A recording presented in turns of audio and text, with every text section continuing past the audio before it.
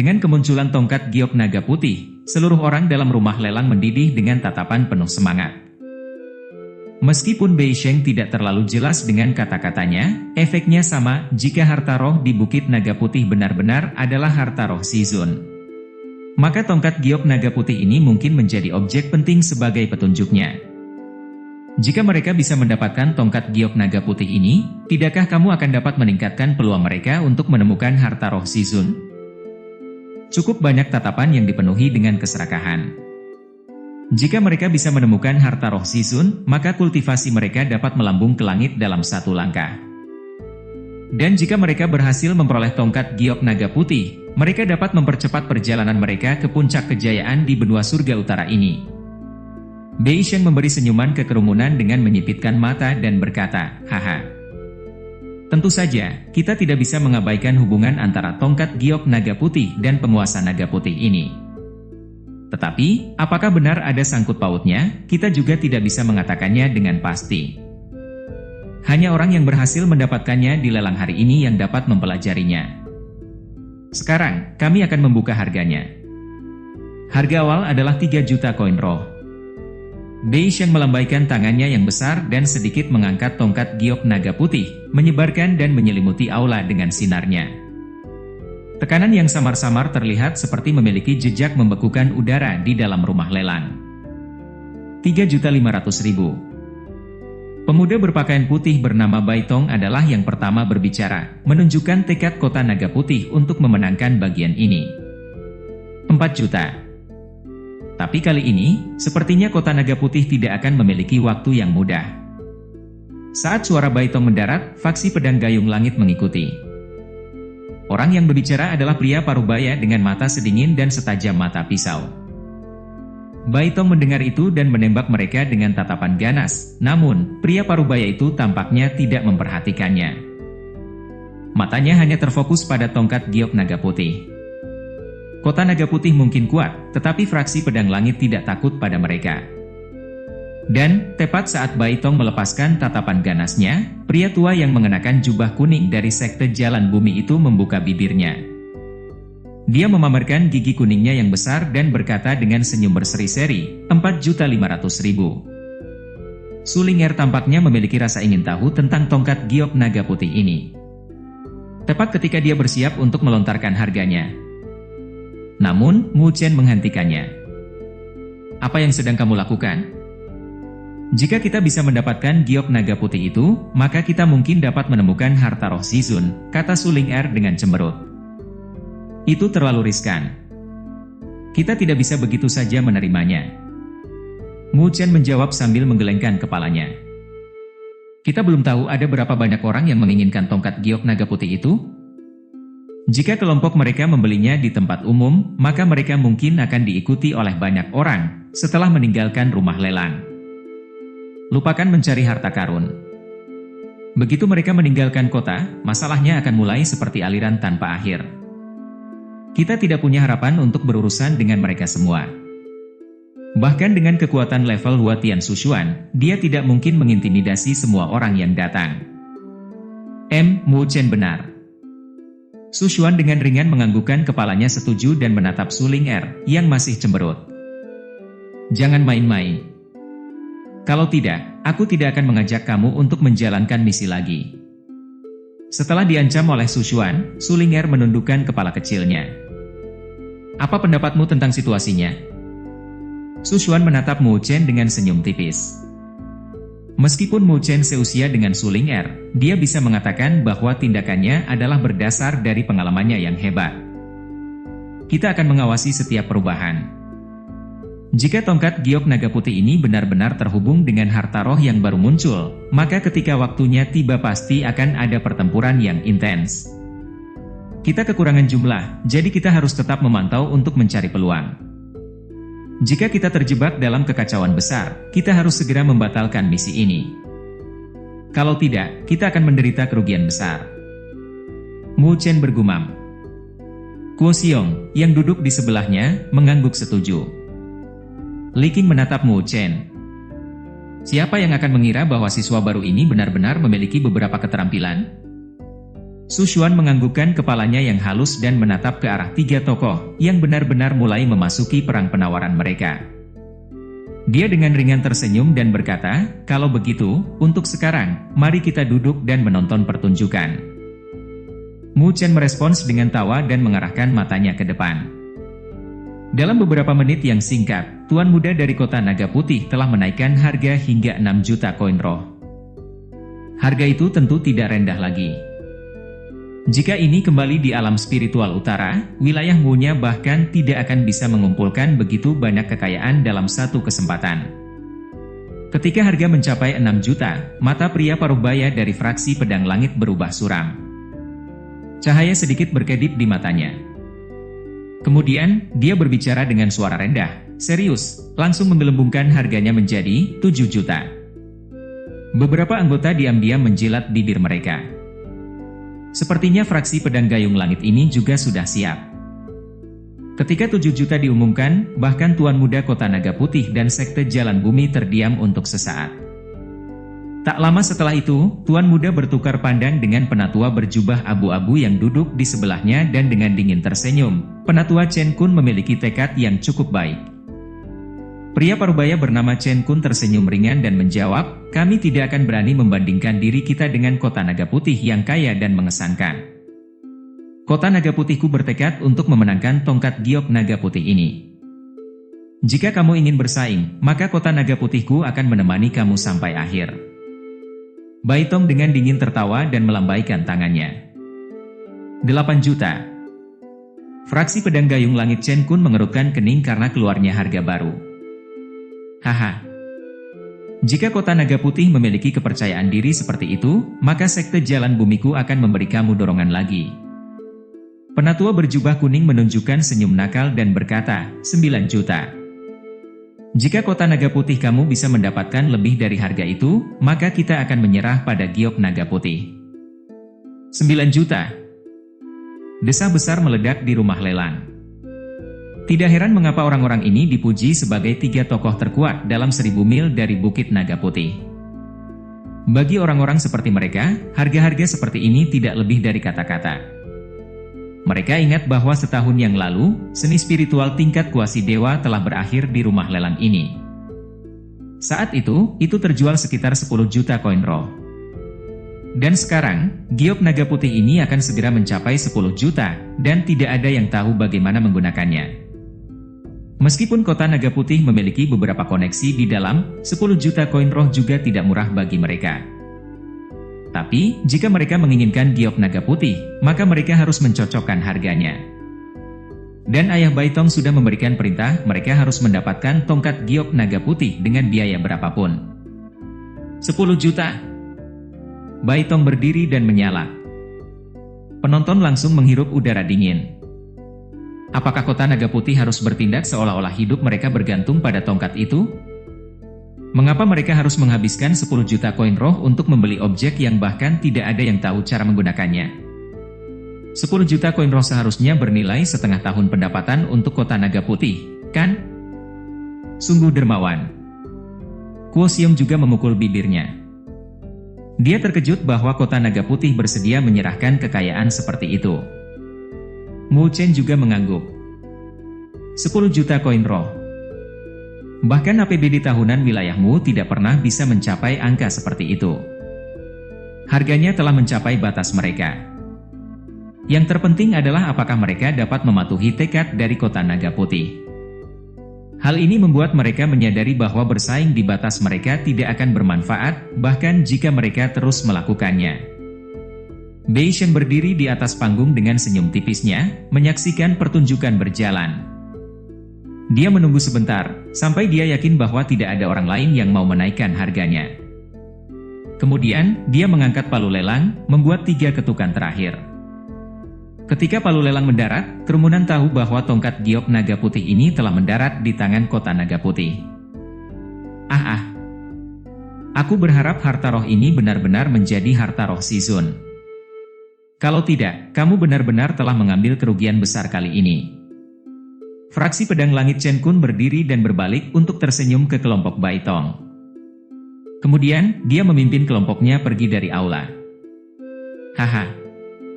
Sepertinya kota Naga Putih benar-benar membayar dengan darah mereka.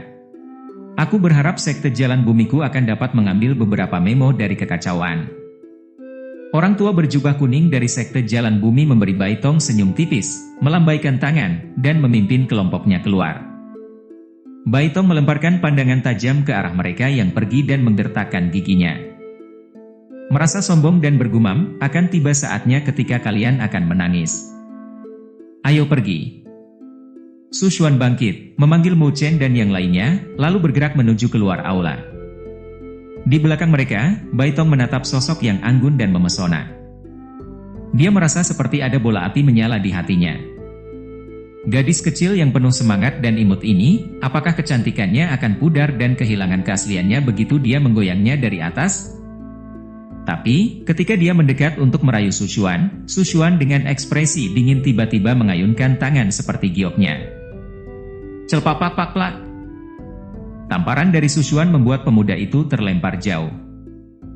Dia sedikit menoleh dan memegangi memar yang ada di pipinya, menatapnya dengan mata yang tajam.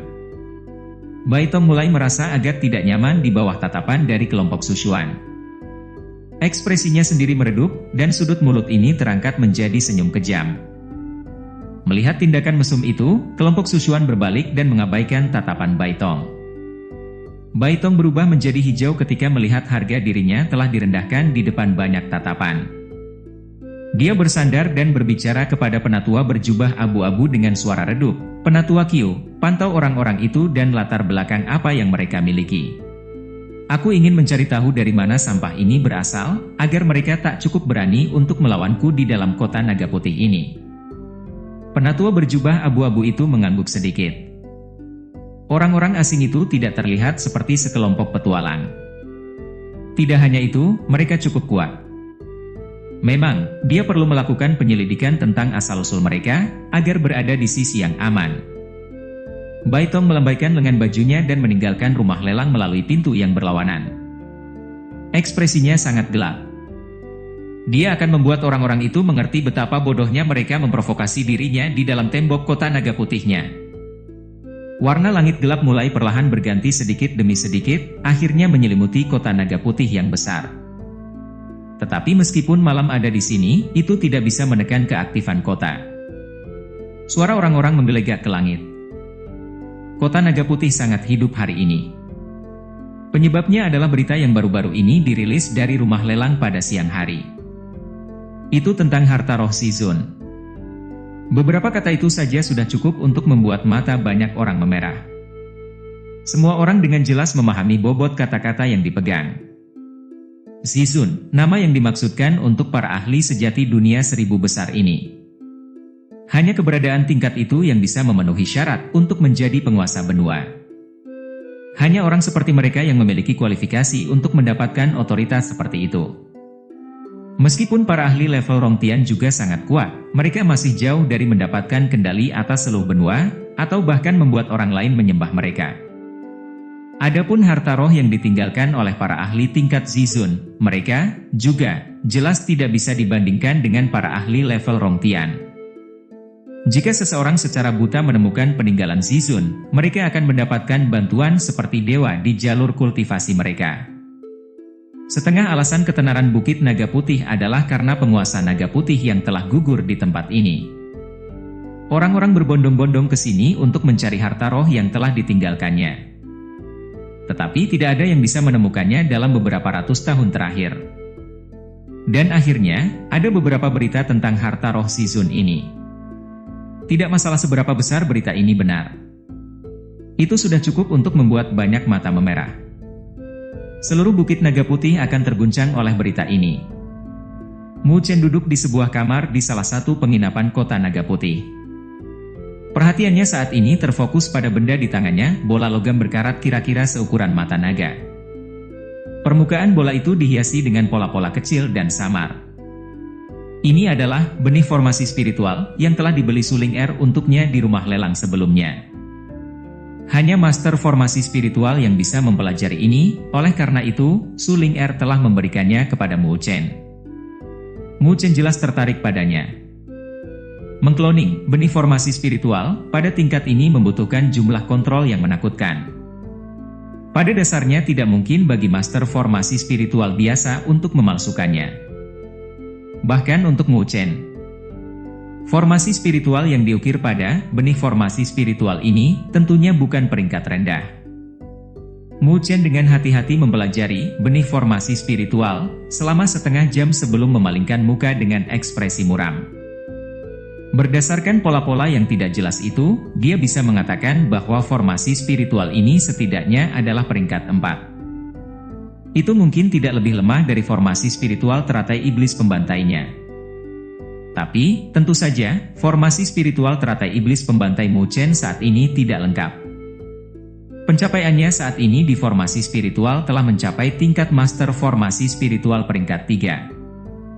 Jika dia masuk ke dalam kondisi formasi hati, dia bahkan bisa berhubungan dengan formasi spiritual peringkat 4. Biasanya, master formasi spiritual peringkat 3 dapat membentuk maksimal 99 segel spiritual.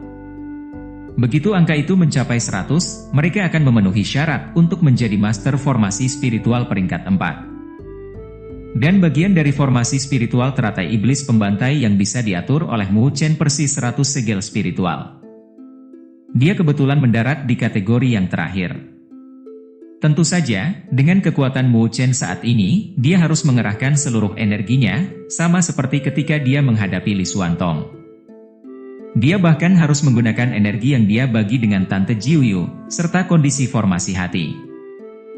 Hanya dengan begitu dia bisa berhasil membentuk 100 segel spiritual itu dan mengatur formasi spiritual teratai iblis pembantai. Mu Chen memperkirakan jika dia ingin mengatur formasi spiritual teratai iblis pembantai semudah dia dapat mengatur formasi spiritual peringkat 3, maka dia mungkin harus menunggu sampai dia mencapai fase akhir level Rongtian. Hanya setelah itu ia dapat melakukannya tanpa perlu mengerahkan seluruh energinya. Untuk mengaktifkan benih formasi spiritual ini, aku harus benar-benar memahami formasi spiritual yang diukir di dalamnya. Mu Chen bergumam pada dirinya sendiri. Secara umum, benih formasi spiritual ini hanya akan berguna di tangan seorang master formasi spiritual. Bahkan jika orang biasa mendapatkannya, mereka tidak akan dapat mengaktifkannya tanpa memahami ukiran yang beredar dari formasi spiritual. Jika mereka secara sembarangan menyuntikkan energi spiritual ke dalamnya, maka benih formasi spiritual akan meledak dan mereka hanya akan melukai diri mereka sendiri. Itu bukan tugas sederhana untuk sepenuhnya memahami lintasan yang beredar, bahkan untuk master formasi spiritual. Sepertinya aku harus pelan-pelan. Mu Chen memegang benih formasi spiritual dan perlahan-lahan menutup matanya. Pikirannya berangsur-angsur tenang. Rasa kecerahan perlahan-lahan menyala dan menyebar ke seluruh hatinya. Xin beralih ke kota Naga Putih, rumah tuan kota.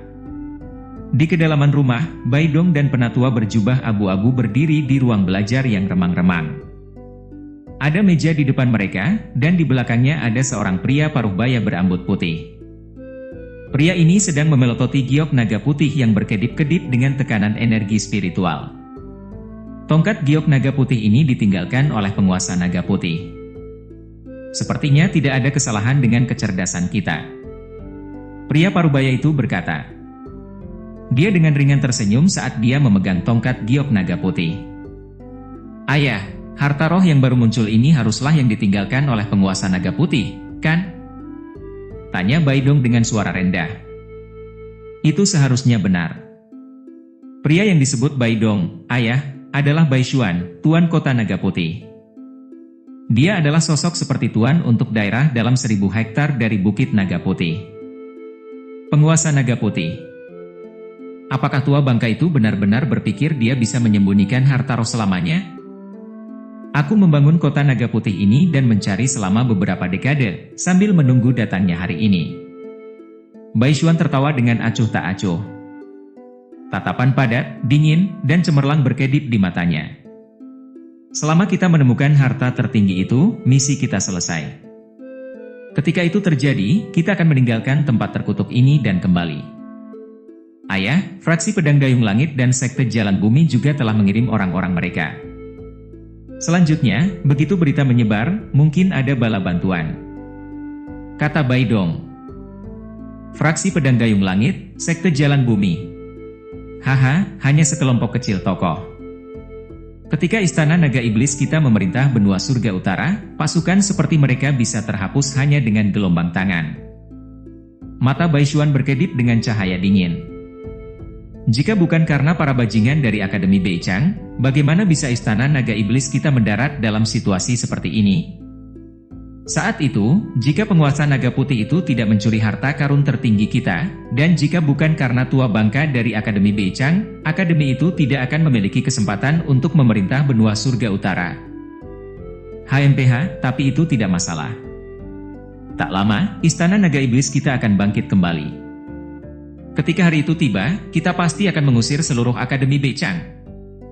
Mata sesepuh berjubah abu-abu itu berkedip. Penguasa kota, ada sekelompok pemuda yang baru saja tiba di kota Naga Putih. Mereka tidak terlalu tua, tetapi mereka sangat kuat. Aku diam-diam menyelidiki dan mengetahui bahwa mereka dari Akademi Beichang. Oh, alis Baidong terangkat. Lalu dia tertawa ngeri. Jadi mereka dari Akademi Beichang. Tidak heran mereka begitu sombong. Dari Akademi Beichang? Alis Baishuan dirajut saat dia melanjutkan, mungkinkah mereka di sini untuk harta roh Shizun juga? Kenapa Akademi Beichang tahu tentang apa yang disembunyikan?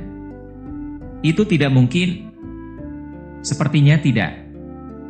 Kalau tidak, mereka tidak akan mengirim tim sekecil itu. Penatua berjubah abu-abu menggelengkan kepalanya dan melanjutkan, di antara mereka, ada seorang gadis berpakaian biru putih berada di top 3 peringkat surgawi, Su Xuan. Dia mungkin berada di level Huatian fase menengah, sangat kuat. Selain dia, ada Kuo Xiong dan Li Qing, juga berada di peringkat 30 teratas peringkat surgawi. Dua lainnya hanya level Rongtian biasa dan tidak perlu takut. Berdasarkan kata-kata penatua berjubah abu-abu, kamu bisa mengatakan bahwa dia sangat akrab dengan Akademi Beichang. Fase menengah level Huatian, Baishuan memegang giok naga putih. Akademi Beichang pasti memiliki metode khusus. Mereka sudah memiliki kekuatan yang menakutkan di usia yang masih muda. Ayah, apa yang harus kita lakukan? Orang-orang dari Akademi Beichang benar-benar berani melangkah ke wilayah kita. Kita pasti tidak akan membiarkan mereka pergi. Lebih jauh, jika mereka menyampaikan berita itu kembali ke Akademi Beichang dan mengundang para pakar asli untuk memperkuat mereka, situasinya dapat berubah menjadi sangat tidak menguntungkan bagi kita. Siapa yang ingin kalau persiapan kita selama ini akan menjadi sia-sia? Baidong menjilat bibirnya. Suaranya menyeramkan, namun matanya dipenuhi dengan keinginan. Penatua berjubah abu-abu mengangguk pada kata-kata Baidong. Apa yang Tuan Kota Muda katakan tidak salah. Mata Baishuan menyipit. Su Xuan itu tidak lemah. Jika kita memaksa mereka, dia mungkin menyelinap pergi. Jika itu terjadi, kami akan mengundang masalah yang lebih besar. Tuan Kota, di antara kelompok 5 orang itu, gadis dengan kultivasi fase akhir Rongtian adalah saudara kandung Su Xuan. Jika kita bisa menangkapnya, Su Xuan pasti akan menahan diri. Bukankah mereka akan berada dalam genggaman kita? Penatua berjubah abu-abu itu berkata dengan suara rendah. Baishuan dengan ringan tersenyum dan mengangguk pada kata-katanya. Dia dengan berat menempatkan tongkat giok naga putih di atas meja dan berkata dengan suara serius. Kalau begitu mari kita singkirkan semua faktor tidak stabil itu. Ingat, jangan mengambil tindakan apapun dalam kota naga putih untuk menghindari menarik perhatian Akademi Beichang. Baishuan tersenyum ketika dia mengungkapkan gigi putih dan aura yang mengerikan. Tunggu sampai mereka keluar dari kota naga putih, lalu kirimkan pengawal naga iblis untuk menyingkirkan mereka. Bagaimanapun, ada cukup banyak siswa Akademi Beichang yang telah mati di tangan kita, tangan istana naga iblis.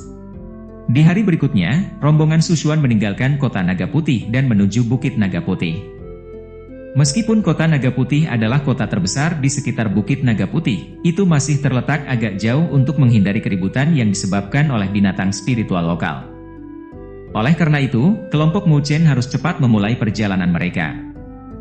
Hanya setelah mereka pergi barulah mereka menyadari betapa besar dampak dari berita yang dibuat bahwa harta roh ini sebenarnya adalah harta roh peninggalan Shizun. Jalan menuju Bukit Naga Putih dipenuhi dengan jumlah orang yang tak terhitung jumlahnya. Semua orang bergegas ke satu arah yang sama, menuju Bukit Naga Putih juga. Kelompok Mu Chen merasa tak berdaya dengan adegan ini. Mereka awalnya ingin mengeksplorasi dengan diam-diam, mereka tidak pernah mengira akan ada tingkat aktivitas yang sedemikian besar. Kita harus bergegas ke Bukit Naga Putih dan menemukan tempat untuk mendirikan kemah sebelum malam tiba. Kalau tidak, jika kita bergerak dengan sembrono, kita akan dengan mudah menarik perhatian para binatang spiritual. Su Xuan berkata dengan suara ringan. Mu Chen dan yang lainnya mengangguk pada kata-katanya. Tak lama kemudian, sosok mereka bergerak dan melesat melintasi cakrawala. Ketika mereka bergegas menuju Bukit Naga Putih, mereka telah mengabaikan sesuatu. Beberapa jarak di belakang mereka, ada tatapan gelap telah mengunci mereka. Kelompok Mu Chen tidak beristirahat sama sekali di perjalanan, jadi, pada saat senja tiba, mereka bisa melihat tepi Bukit Naga Putih. Itu adalah pegunungan yang terhubung dengan puncak ketinggian yang berbeda. Di antara mereka adalah puncak 10.000 kaki yang melonjak ke langit, menembus lapisan awan dan tepi langit. Dari waktu ke waktu, auman binatang akan beresonansi di udara, menggerakkan energi spiritual di langit dan bumi. Namun, bahkan pegunungan yang menjulang tinggi seperti itu tidak bisa menyembunyikan aura buruk yang naik dari bumi.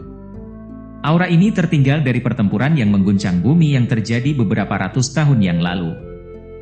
Banyak ahli yang telah gugur dan berubah menjadi kerangka. Ini benar-benar layak menjadi tempat yang pernah ditinggalkan oleh seorang ahli tingkat Shizun. Kelompok Mu Chen berdiri di puncak gunung yang jauh dan mendesah pada aura kejam yang berfluktuasi di seluruh Bukit Naga Putih. Harta roh yang muncul kebetulan berada di kedalaman Bukit Naga Putih.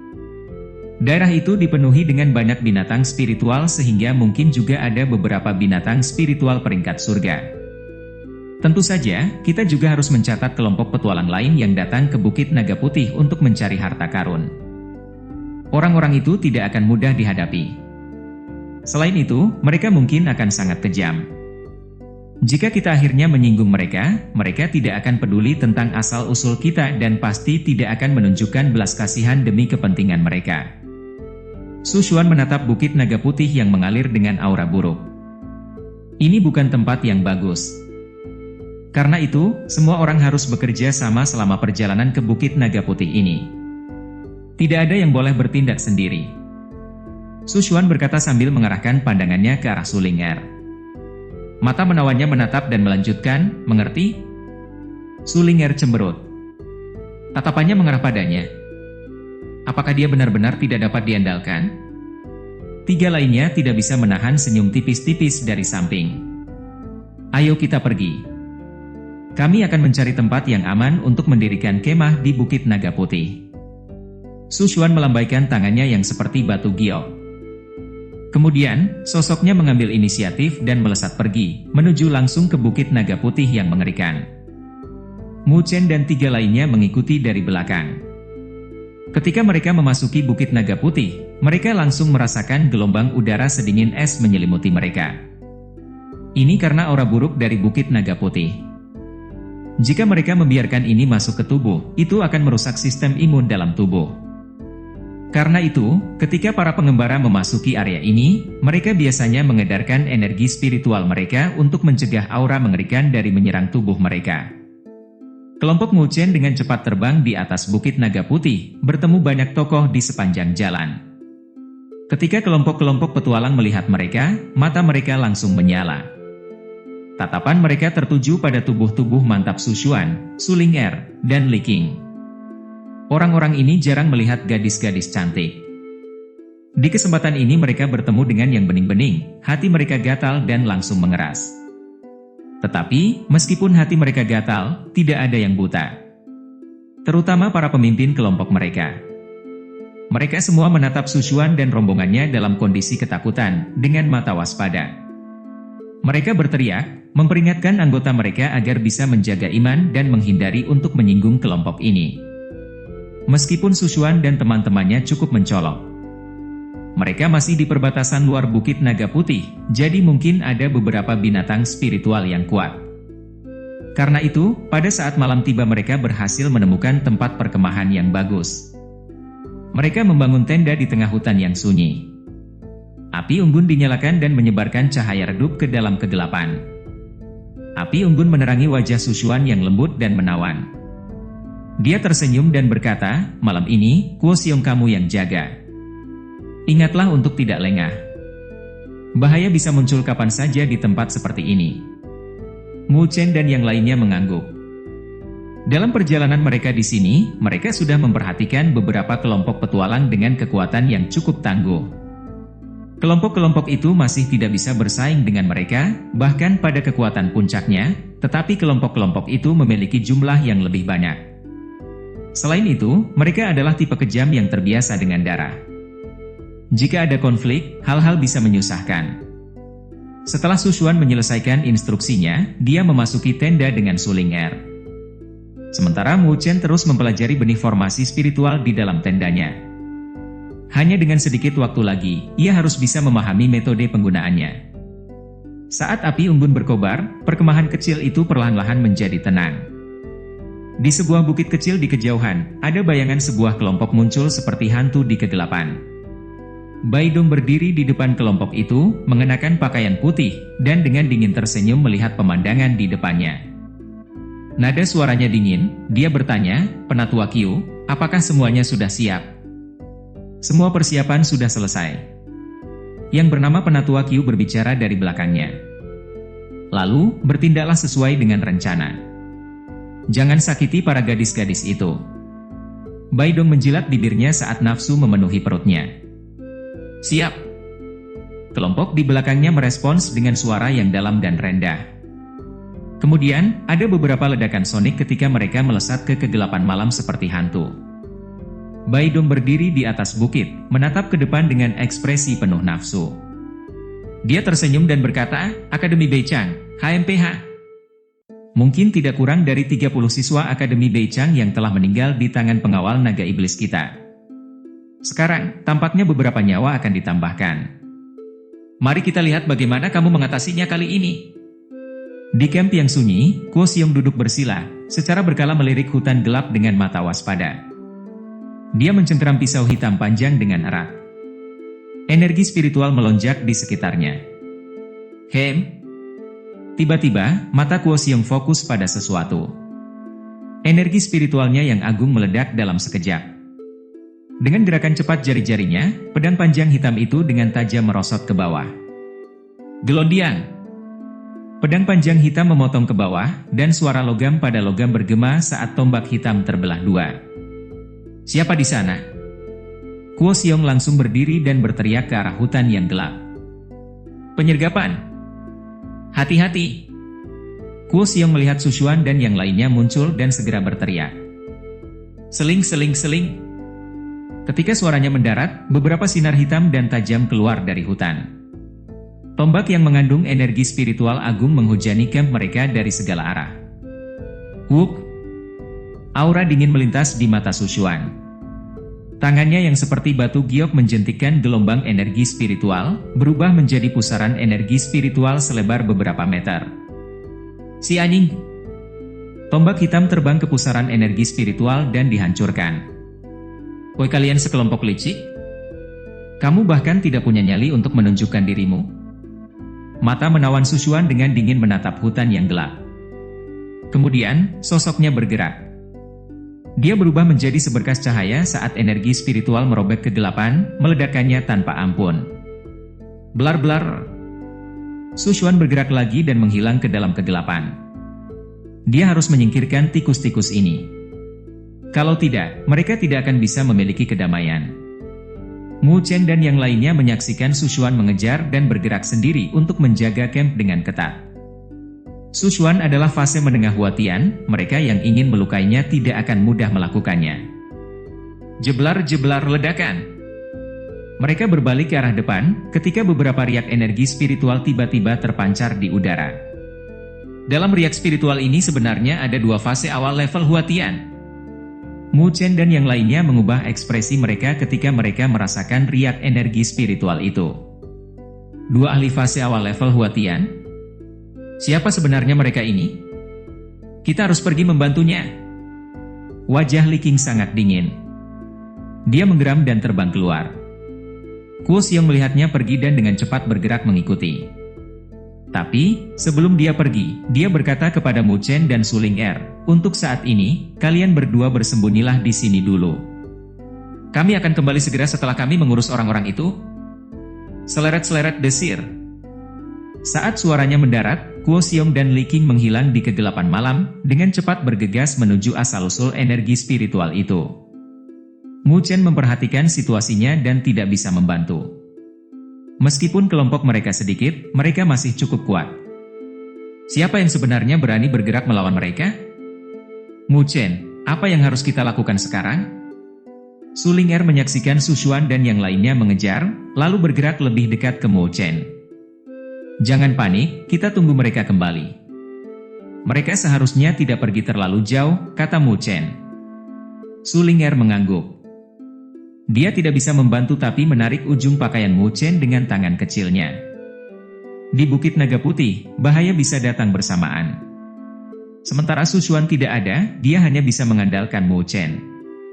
Tubuh Mu Chen tiba-tiba tegang saat matanya yang tajam mengamati sekeliling mereka. Dia mengedarkan energi spiritualnya, bersiap untuk menghadapi situasi apapun yang muncul. Sheling. Saat Mu Chen menengok, angin tiba-tiba melesat dan terdengar di telinganya. Angin kencang merobek udara, membawa suara yang menusuk telinga. Mu Chen sedikit menyipitkan matanya, dan memeluk pinggang ramping Su Ling Er dengan satu tangannya. Ujung kakinya menyentuh tanah dan sosoknya melompat ke pohon di sampingnya. Blar! Tombak hitam setebal lengan tanpa ampun menusuk tempat di mana mereka berdua berdiri. Tombak itu telah menembus setengah meter ke tanah dan bergetar dengan suara huruf-huruf.